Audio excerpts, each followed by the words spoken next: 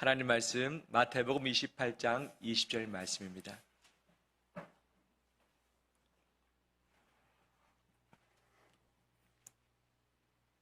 마태복음 28장 20절 말씀.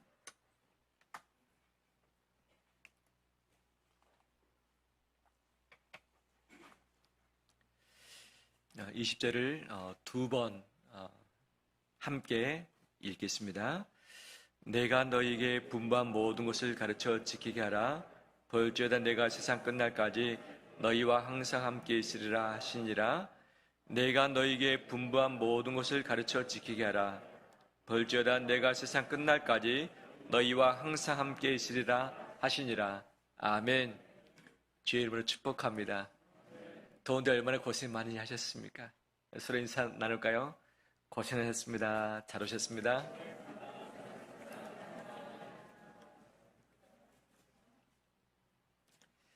교회 오는 길에 늘 신내역 사거리를 지나쳐 옵니다. 이리 가든 저리 가든 그곳을 반드시 거쳐 오는 거죠. 신호대기를 하지 않으면 바로 오기도 하지만 대부분 신호대기를 한 2분 정도 합니다. 그런데 가만히 보면 눈에 들어오는 한 객체가 있습니다. 뭐냐면 커다란 나무죠. 플라타너스 나무. 이 아름들이 엄청나 크고 그 가지와 잎이 엄청나가지고 옆에 전철이 지나가는데 전철에 거의 맞닿아 있을 정도. 그걸 보면서 계절이 바뀌고 있구나.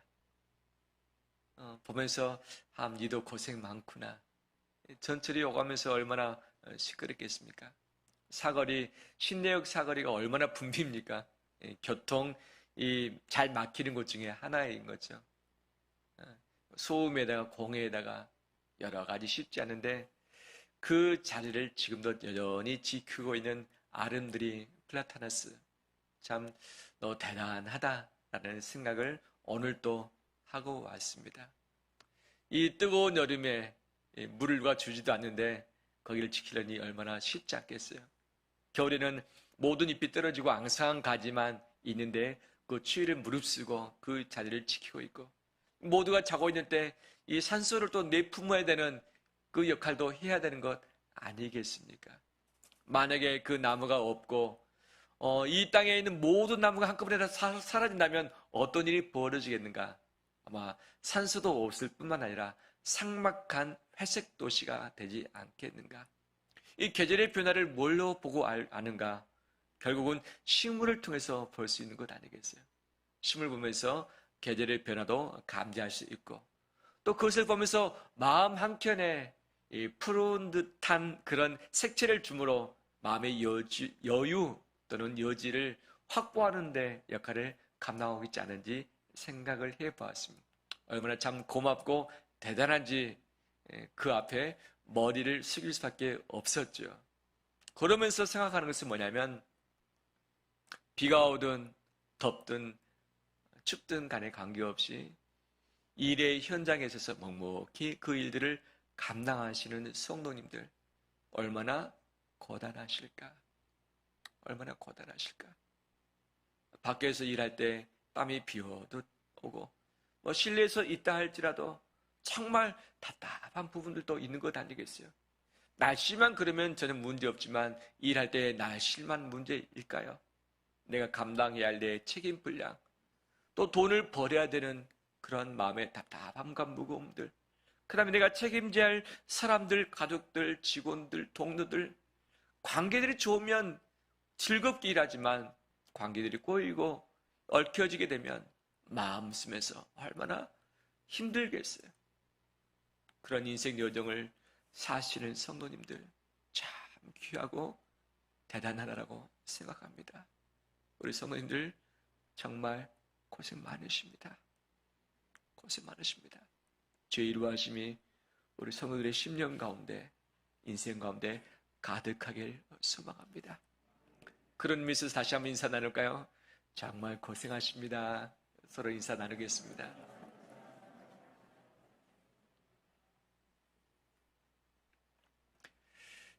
고생은 되지만 목회자로서 힘 되는 부분이 있습니다. 뭐냐? 교회가 여러 가지 봄, 여름, 가을을 겪기도 하지 않았습니까? 큰 위기란 말할 수 없지만 겨울을 지날 때도 있었었는데 그때는 어김없이 성도들의 얼굴들이 보이지 않을 때가 있어요. 이것이 목회자의 가장 큰 마음의 아픔 아닌가 생각합니다. 홍역을 치는 마음점. 보여야 할 성도가 보이지 않을 때 홍역을 치고 이 머릿속이 복잡해지고 주님께 집중하고 말씀과 기도에 전념해야 할 텐데 이 생활들이 분산되면서 있을 때가 있죠. 그럼에도 불구하고 이 플라타나스 그 큰 아름드리 나무가 신력 사거리를 지금도 버티면서 지키고 있듯이 우리 교인들 가운데 지금까지 자리를 지키면서 버텨주신 분들이 계시기 때문에 함께 하신 분이 계시기 때문에 목회자는 행복하다 고백할 수 있습니다. 맞습니까? 오늘 또 자리를 지켜주신 우리 성도님들 한 분 한 분 진실로 감사드립니다. 진실로 고맙습니다. 예배만 드리는 것이 아니라 봉사도 해야 되는 것 아니겠어요? 주방에 일하는데 얼마나 덥겠습니까? 토요일 와서 봉사하시고 주일 와서 또 막 땀을 비오듯 하면서 하시고 또 설거지하고 기쁨으로 이 일들을 감당하시는 성도님들이 계시기에 우리 주님의 길교회는 멋지다라고 감히 고백할 수 있습니다. 할렐루야. 함께 하시는 성도님이 계시는 것이 바로 우리의 힘이고 의지인 것을 믿습니다. 더 나아가서 예수 그리스도께서 내가 너희와 세상 끝날까지 함께 있겠다고 약속해 주셨습니다. 할렐루야. 사람은 영원히 함께 가지 못합니다. 정말 둘도 없는 사랑하는 부부관계를 할지라도 결국 떨어질 수밖에 없는 것이 우리 인생 요정이죠. 자식을 진짜 아낀다 할지라도 자식을 독립해서 출가시켜야 되는 것이 부모의 책무이고 부모님을 붙잡아 두고 싶지만 결국 우리 곁을 훌쩍 떠나고 마는 인생이 우리의 여정 아니겠습니까? 우리 성도들 관계, 직장도 역시 마찬가지이죠. 하지만 예수 그리스도만큼은 오늘이나 내일이나 영원토록 어디 가든지 무엇을 하든지 내가 넘어져 있을지라도 떠나지 않고 나를 붙들고 계심을 믿습니다. 그분이 계시는 것이 우리의 영적인 힘이고 소망이며 이것이 우리의 능력인 줄 믿습니다. 간혹 내가 실수할 때가 있고 허물이 있어서 죄 지을 때가 있는 거죠. 주님의 마음을 섭섭해 할 때가 분명히 있습니다. 하지만 이것을 보시고서도 내 안에서 여전히 참고 기다리시면서 돌아오길 회개하길 간절히 기도하고 계시는 것이 예수 그리스도이신 것이죠. 내가 이 세상 끝날까지 다음 세상 하나님 나라에 있어서도 예수 그리스도는 영원토록 함께 하십니다. 이것이 우리의 큰 힘이며 위로인 줄 믿습니다. 하나님이 수많은 사람들을 파송하시고 사명을 맡기셨습니다. 보내셨습니다. 그런데 여러 가지 많은 약속을 하셨지만 가장 큰 약속 무엇입니까? 내가 너와 함께 하겠다. 이 말씀. 출애굽 직전에 모세를 부르시고서 너 애굽으로 가라. 나는 못 갑니다. 하나님 말씀하십니다. 내가 너와 함께 가리라. 모세가 죽고 난 다음에 여호수아가 불안하며 두려웠답니다. 하나님께서 말씀하십니다. 내가 너와 함께하마 가나안 땅으로 가라 말씀하십니다. 불안해하는 제자들, 두려워하는 제자들, 너희가 세계의 모든 민족에게 가라 말씀하시죠. 내가 너희와 함께 있겠다고 말씀하십니다. 하나님은 사명을 맡기실 때에 그냥 보내지 않으시고 함께라는 단어를 선물로 우리에게 주셨습니다. 이 사명 감당할 때마다 함께의 능력이 우리 성도들의 삶의 여정 가운데 나타나게 될 줄 믿습니다. 두려워하지 맙시다. 걱정하지 맙시다. 고민하지 맙시다. 하나님이 예비하신 가장 좋은 길이 마련되어 있습니다. 하나님이 가장 좋은 것으로 우리에게 선물 준비해 주셨습니다. 지금은 안 보이지만 그때가 되면, 그 상황이 되면 내 손에 그것을 들려지게 하실 것입니다. 그 하나님을 의지하면서 나가는 우리 되시길 간절히 원합니다.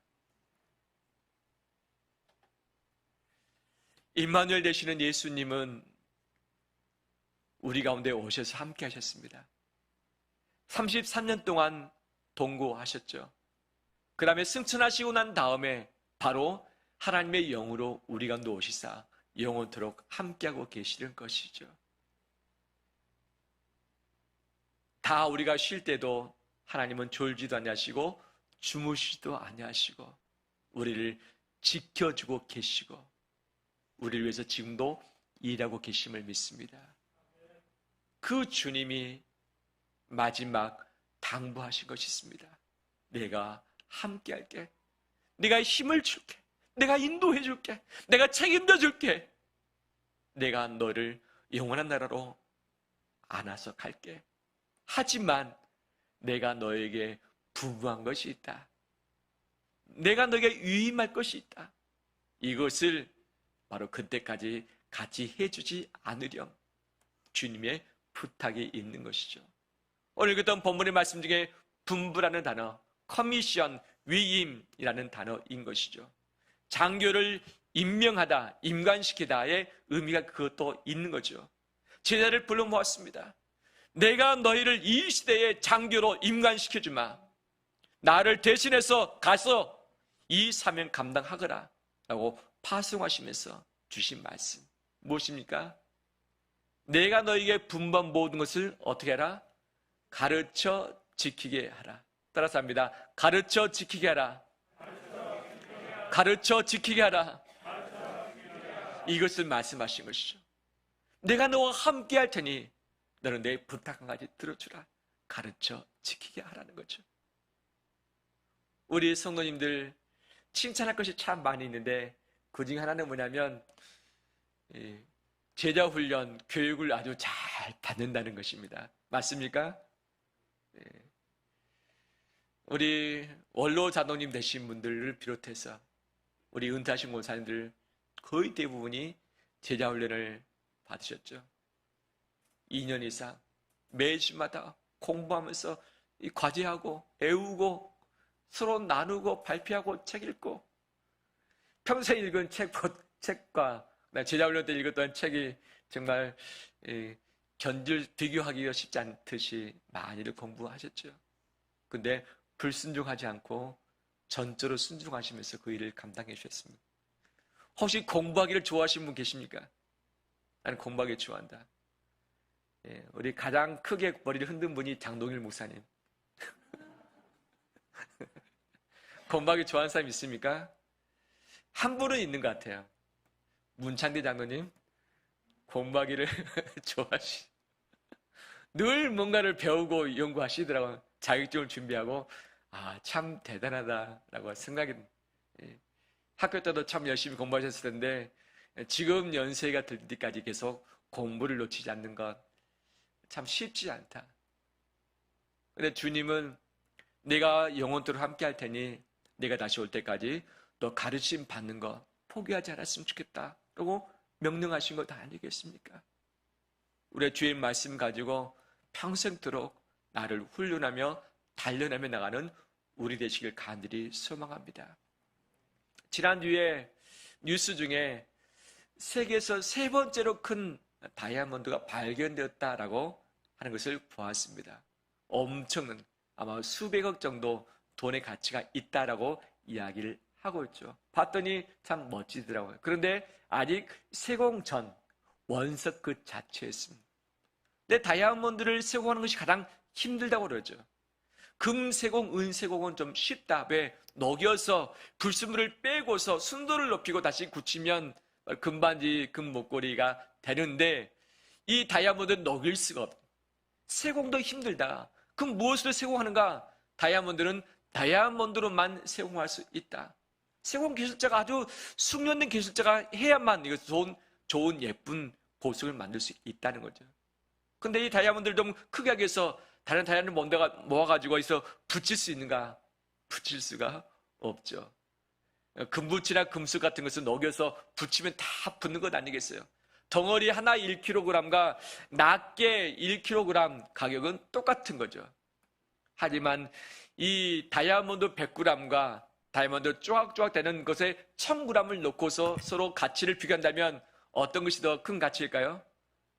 한 덩어리의 100g이 훨씬 더 큰 가치가 있다는 거죠. 절대 쪼개면 가치가 사라지는. 하나님 아버지 앞에서 우리 자신이 원석 같은 보석 다이아몬드인 줄 믿습니다. 정말 소중한 존재인 것이죠. 왜? 예수 그리스도의 피값이 우리 안에 있기 때문이죠. 예수 그리스도께서 내 안에 계시기 때문에 가장 소중한 영혼인 줄 믿습니다.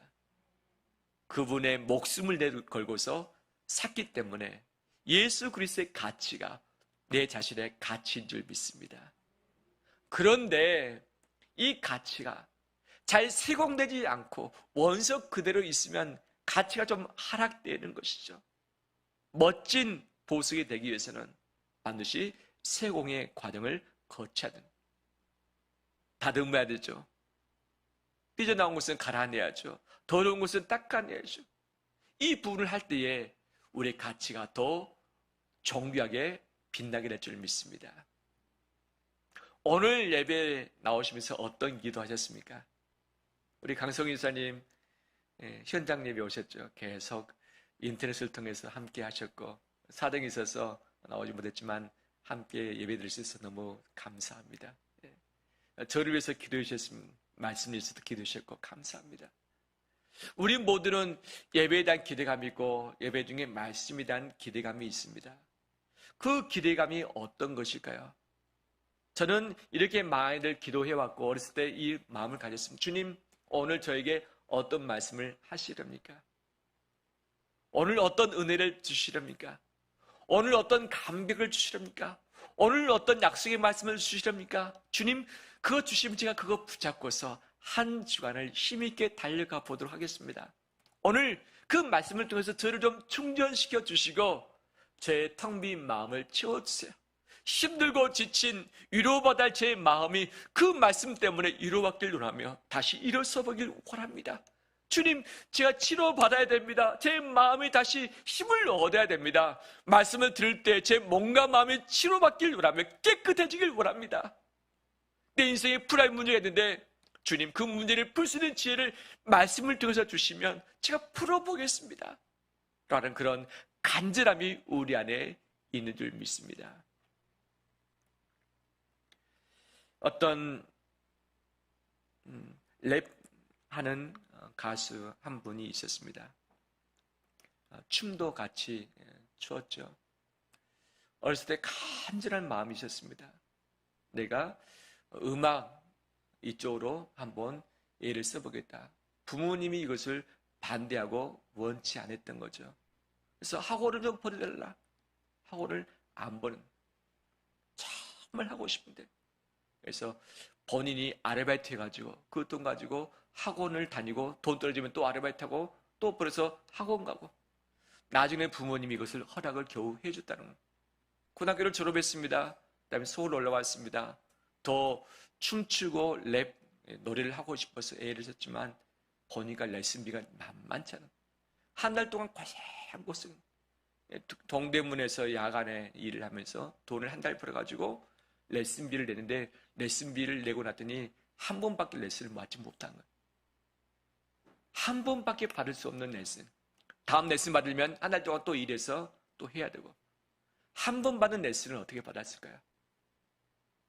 한 달 동안 잠 못 자고 땀 흘려서 벌었던 그 돈을 그 하루 레슨을 받는데 열정을 다 하지 않았겠습니까?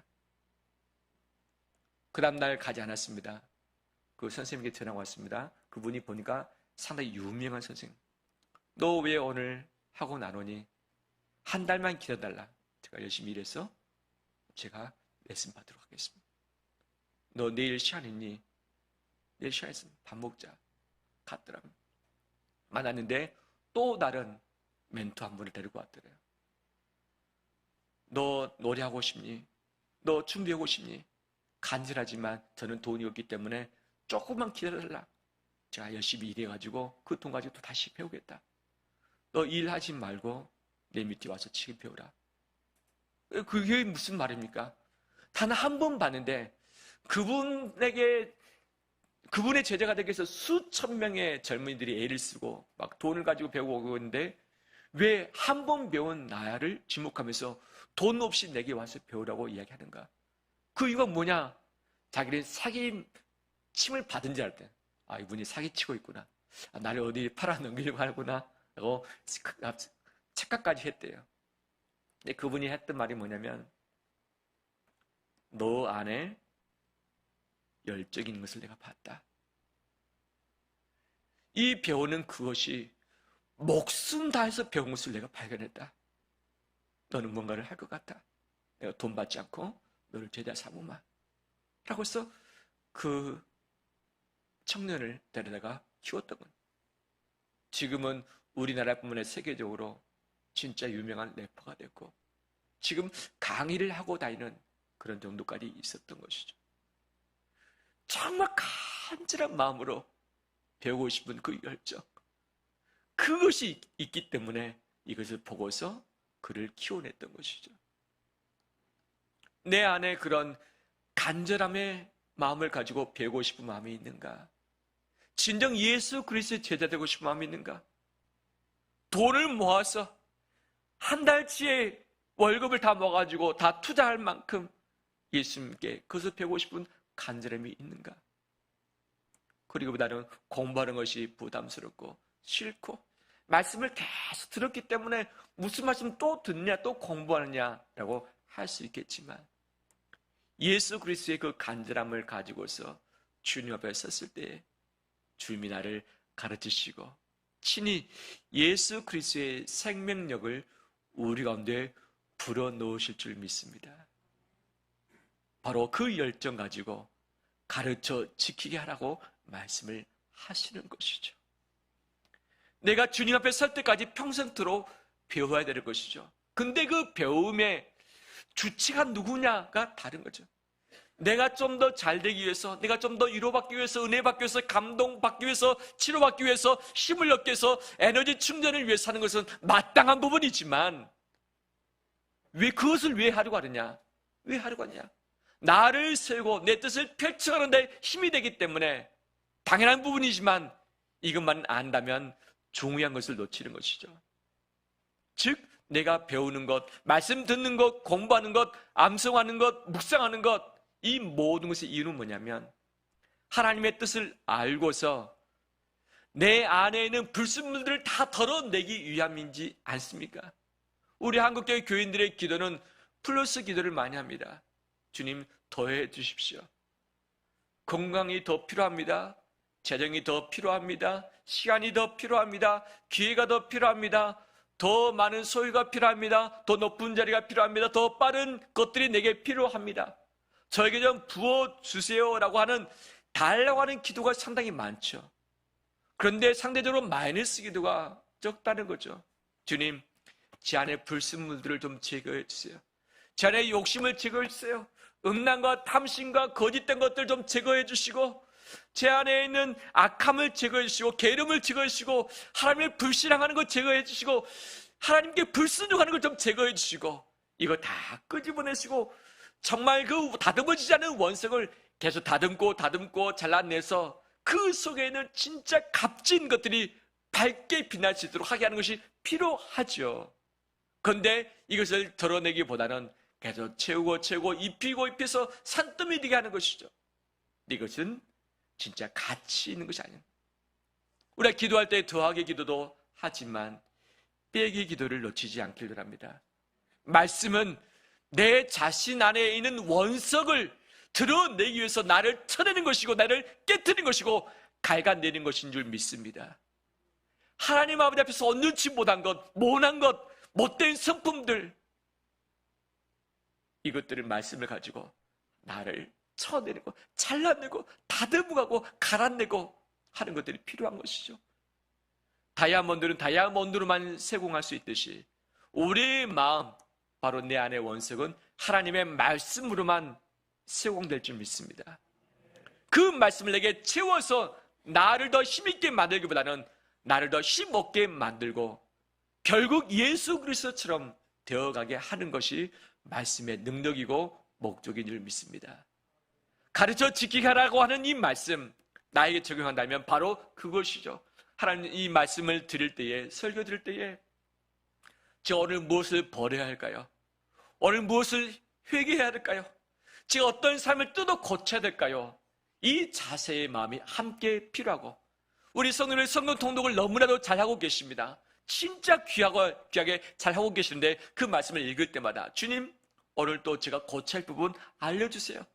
오늘 또 제가 생각 바꿔야 될 부분 알려주세요. 제가 돌이켜야 할 부분 알려주세요. 우리 가족 다시 바로잡기 위해서 알려주세요. 라는 그 마음을 가지고 대한다면 하나님께서 나에게 귀한 말씀으로 응답해 주실 줄 믿습니다.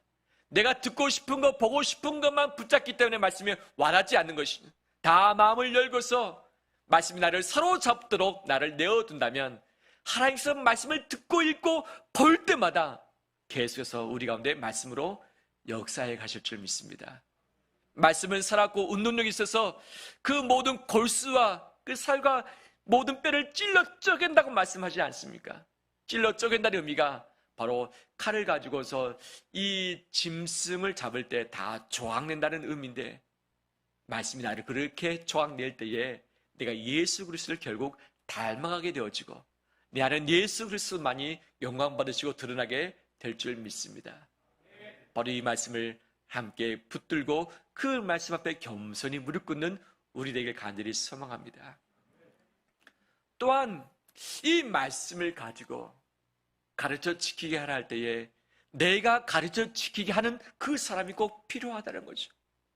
찾기까지 영혼을 찾지만 전도하고 끝이 아니라 예수 그리스도를 그가 닮아갈 때까지, 그가 또 다른 사람을 전도하고 제자 훈련을 할 때까지 내가 그 영혼을 붙들고서 말씀으로 양육하고 가르치고 코치해주고 붙들어주고 기도해주고 이끌어주는 것이 필요하다는 거죠. 좋은 사람 되는 것이 마땅하지만 말씀을 잘 안내하고 가르쳐주는 것이 진짜인 것이죠. 우리 성도는 이미 훈련받고 준비됐고 신앙생활을 했기 때문에 누군가를 가르칠 수 있는 충분한 자격이 있습니다. 충분한 지식이 있습니다. 그런데 교회에서 말씀을 교육자 또는 리더 또는 우리 교사들만 가르치는 것으로 생각하고 있는데 아니죠. 예수 그리스도를 믿고 있는 우리 모두가 그분의 제자이기 때문에 말씀을 가르쳐야 되는 사명이 우리 안에 있는 줄 믿습니다. 우리 자녀를 가르쳐 먹이려고 합니다. 이미 때가 지났어. 말해도 듣지 않아 라고 할 수 있겠지만 내가 숨이 붙어있는 그때까지 말씀으로 자녀를 양육하는 것을 포기치 않길 간절히 소망합니다. 유대인은 13세까지 집중해서 자녀를 양육하죠. 그래서 어느 학교에 성경학교에 보내는 것이 아니라 자기 자녀는 부모가 책임을 지죠. 그래서 하브르타 교육 방식 쓰는 거죠. 질문, 답변을 통해서 서로 논리를 펼쳐가는 것으로 답을 찾아가는 것이죠. 답을 주지 않죠. 자녀가 찾을수록 계속 질문만 해주는 것이 하브르타 교육 방법인데 바로 성경적인 교육 방법이라 할 수 있겠죠. 우리가 소요리 문답, 대요리 문답을 통해서 질문하고 답변하듯이 삶의 기초적인 것부터 교리서부터 해서 계속해서 하나님을 알려가는 것, 가르치는 것을 바로 유대인들이 하고 있는 것이죠. 이 전 세계의 많은 민족들 나라를 조사했습니다. 사춘기를 지날 때에 청소년들이 공역을 앓죠. 요즘은 청소년이 아니어도 초등학생이면 이미 사춘기가 오지 않습니까? 서로 가치관이 혼란이 있고 자기도 자기가 누구인지를 모르고 내가 좋아하고 싫어하는 것이 무엇인지 모르는 그 상황. 이때 부모님과의 갈등들, 친구의 갈등 때문에 많은 고통 가운데 머무르치고 있는 것이 우리 아이들, 젊은이들 아니겠습니까? 그런데 사춘기를 지나도록 별로 티가 나지 않는, 사춘기가 별로 나타나지도 않는 그런 민족이 있다는 거예요. 어떤 민족일까요?